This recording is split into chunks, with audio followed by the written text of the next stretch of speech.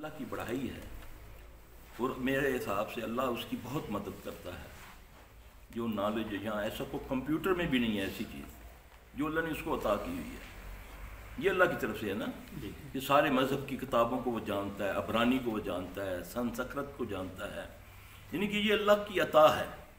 اعوذ باللہ من الشیطان الرجیم بسم اللہ الرحمن الرحیم وَإِن يَمْسَسْكَ اللَّهُ بِضُرٍّ فَلَا كَاشِفَ لَهُ إِلَّا هُوَ وَإِن يُرِدْكَ بِخَيْرٍ فَلَا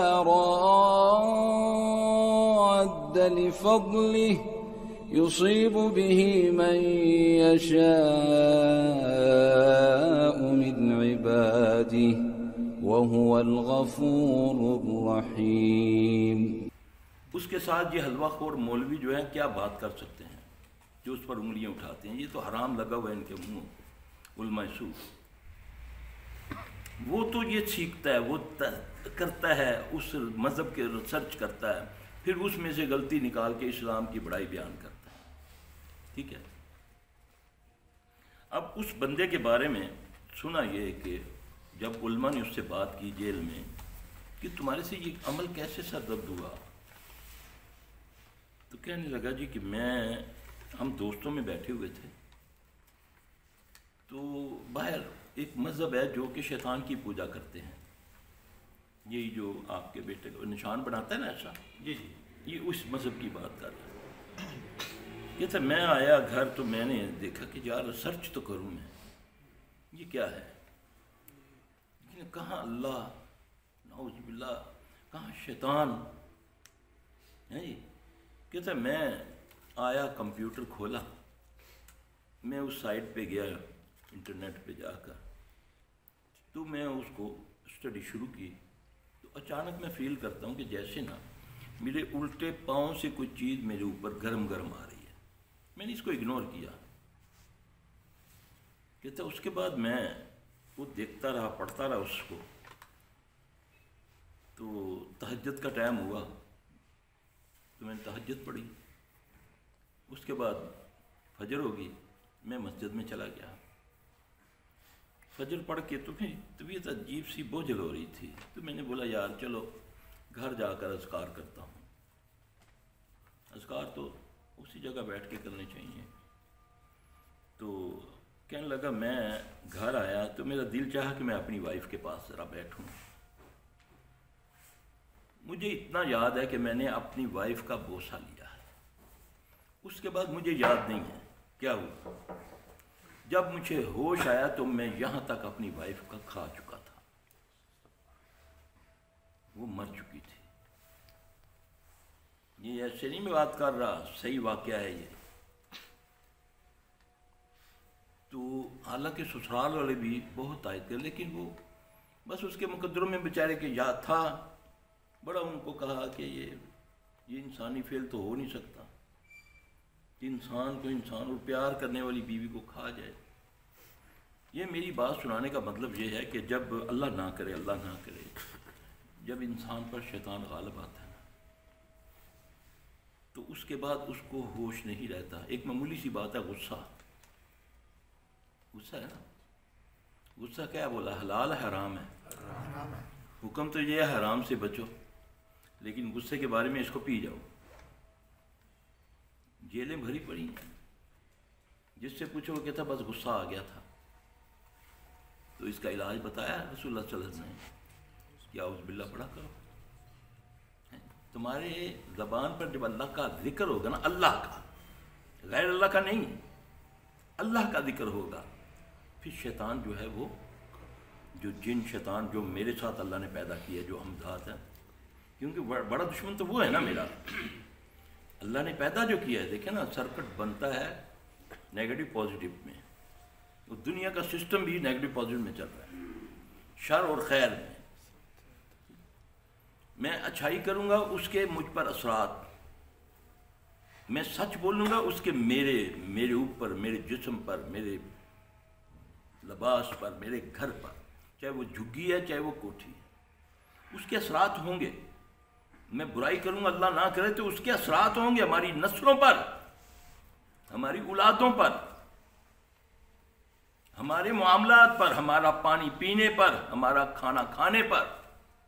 ذائقہ نہیں، اتنا زبردست فروٹ لائے ہوں، ذائقہ ہی نہیں۔ ہاں جی، چیز لے کر آتا ہوں تو اس میں یہ ہوتا ہے، یہ سارے کیونکہ برکات ہوتی ہیں خیر میں۔ دعا مانگتے ہیں نا اللہ خیر کر دے، تو میں خیر کا کام بھی تو کروں۔ دیکھو نا، بھانڈا میرا، برتن میرا بھرا ہو گند سے، تو آب زمزم ڈالوں تو اس سے وہ پاک ہو جائے گا۔ اب بات یہ میرا بتانے کا یہ مقصد ہے کہ کوئی چیز اللہ نے فضول پیدا نہیں کی، تو مجھے ضرورت ہی نہیں ہے۔ میرا مقصد کیا ہے کہ میں کسی غیر چیز پر سٹڈی کروں۔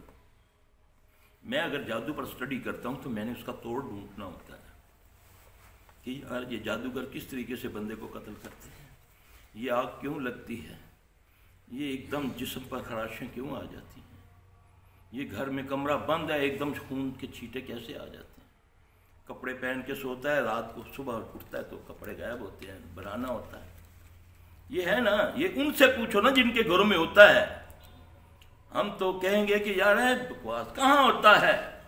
جب تیرے ساتھ ہوتا ہے تو پھر پتہ چلتا ہے ہوتا ہے کہ کھوتا ہے۔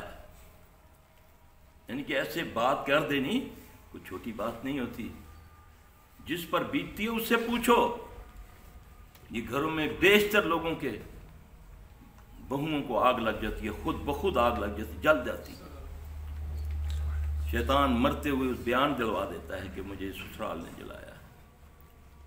بچی نیک ہے، کبھی زندگی میں اس نے کسی غیر محرم سے کبھی بات نہیں کی، نکاح کے موقع پر وہ انکار کر دیتی، میں نہیں، میں تو فلاں سے چاہتی ہوں، فلاں کو چاہتی ہوں، حالانکہ وہ اندر شیطان ہوتا ہے، جن ہوتا ہے۔ کئی میں نے نکاح پڑھوائے ادھر بلوا کر، وہ چیز حاضر ہو جاتی ہے۔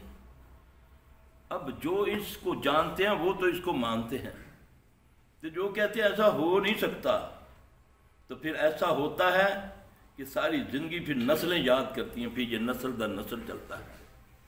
ایسے کسی بات پر بات کرنی سوچ سمجھ کے، کسی کا مذاق اڑانا، اسلام مذاق اڑانے کو پسند نہیں کرتا، اسلام فضولیات کو پسند نہیں کرتا۔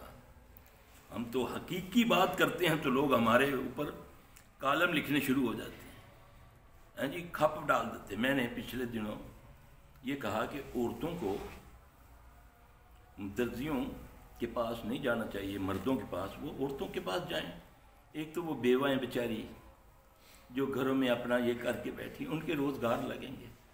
ویسے تو کہتے ہیں جی عورت برابر ہونی چاہیے، تو اب عورتیں زیادہ تر لکھ رہی ہیں، یا عورتوں کے جو ہیں، اب میں کیا بولوں کہ جی اب مجبوری ہے، کیا کریں، عورتیں تو صحیح سے سیتی نہیں ہیں، تو تم تو کہتے ہو یہ تو بڑا کام کر سکتی ہیں، ہمارے ساتھ مل کے برابری ہونی چاہیے، ایک کپڑے نہیں سی سکتی صحیح طریقے سے۔ میں نے اس کانسیپٹ کی بات کیا، اچھا نہیں لگتا۔ اور فاطمہ کے ماننے والوں رضی اللہ تعالیٰ عنہ، اور نبی صلی اللہ علیہ وسلم کے جگر گوشے کو ماننے والوں، ان کی مرنے سے پہلے کی وصیت پڑھ لو، تمہیں سمجھ آ جائے دین۔ وہ کیا فرماتی ہیں، کیا وصیت کرتی ہیں، حالانکہ وہ ہستی ہیں کہ جن کو اس کائنات کے سب سے بڑے اللہ کے بندے، جس کا نام محمد صلی اللہ علیہ وسلم، جو اپنی طرف سے کچھ نہیں کہتے، جو کہتے ہیں وہی سے کہتے ہیں، انہوں نے کہا ہے فاطمہ سب سے پہلے جنت میں میرے ساتھ تیری ملاقات ہوگی۔ اس ہستی کی میں بات کر رہا ہوں۔ کیا فرماتی ہیں کہ جب میں فوت ہو جاؤں تو میرے 2 چادریں فالتو کرنی ہیں، میرے جسم پر ٹہنیے رکھ دینا، اوپر کپڑا ڈال دینا، کہیں جسم کا غبار نظر نہ آئے، میری میت کو کوئی غیر محرم میری چارپائی کو ہاتھ نہ لگائے۔ سنو غور سے فاطمہ رضی اللہ تعالیٰ کے ماننے والوں، تمہیں خیر کی بات کی جاتی ہے اور تمہیں آگ لگ جاتی ہے، اور شیطان تمہارے رات کو خوابوں میں آ کر کچھ بتا دیتا، تم اس کو دین بنا لیتے ہو۔ فرمایا مجھے کوئی غیر نہ نہلائے. وہ جو نجاشی کی غالباً بیٹی تھی، مجھے نام دین سے نکل گیا، اور فرمایا کہ میں فوت ہو جاؤں تو مجھے علی غسل دے رضی اللہ تعالیٰ عنہ. پڑھو، یہ صحیح حدیث ہے. وہ ہستیاں تو یہ چاہیں کہ میت میری چارپائی کو بھی کوئی ہاتھ نہ لگائے، مجھے اس تختے پر نہ نہلایا جائے جہاں پر مرد نہلائے جاتے ہیں.